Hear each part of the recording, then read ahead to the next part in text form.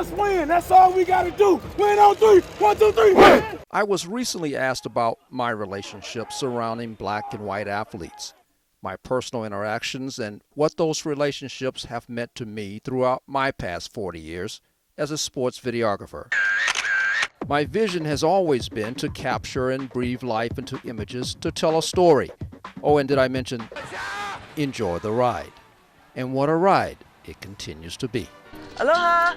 I find myself reflecting on years and years of assignments and how each may have played a role in defining my understanding of sanity in an oftentimes insane world. All of a sudden she asked me, she said, Daddy, if I die, you think I got a chance to make it to heaven?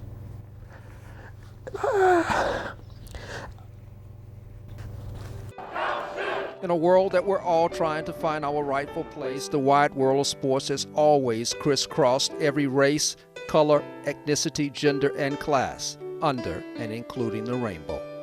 And might I add, managed to thrive and survive. I still pray for him every day, that God would heal him. Throughout my years as a photojournalist, the stories that have given me reason to believe there really was a divine purpose are the very stories that represented a deeper purpose, hidden behind its shadowed scenes. Much like Tiger Woods' arrival in Fort Worth to compete in the '97 Colonial Golf Tournament. Was I excited? Yes. Did I find myself rooting for him? Yes. Despite my enthusiasm, did I shoot his golf shots with more swagger than that of any other golfer? A lot of shots left. Did I frame his interview with more precision than any other? No. The 13th Masters Golf Tournament goes into its 4th round as Lloyd Mangrum tees off. But Tiger's presence immediately took me to a space that most would like to erase. A time when people of color were only allowed at the elite country clubs as waiters, cooks, dishwashers, and locker room attendants. The only way that a black man could set foot on a golf course was as a caddy. Yes, I was selfishly rooting for Tiger. The manager of the Texas Rangers, number 38, Ron Washington.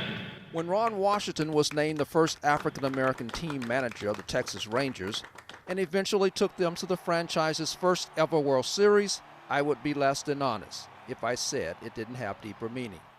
Just as his sudden resignation following previous admitted drug use and an extramarital affair bring me personal embarrassment and disappointment.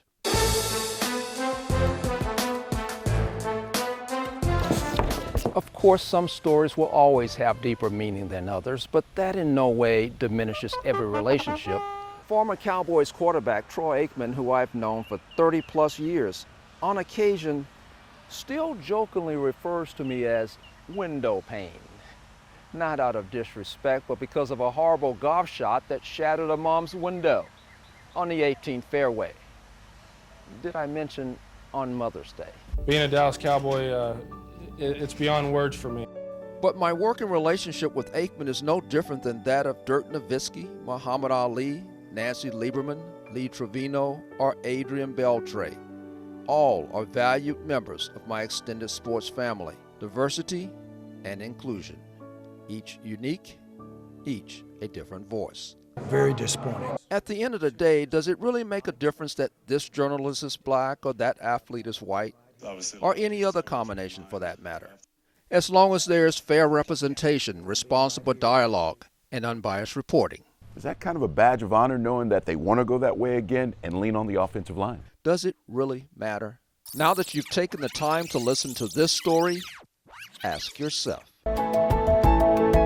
Which brings me back to where I began. What has been my experience with black, white, and other ethnicities? How do I view them, and in my opinion, how do they view me? Are there inherent biases controlling these discussions? Funny, now that I give it some thought, I now realize I never gave it any thought.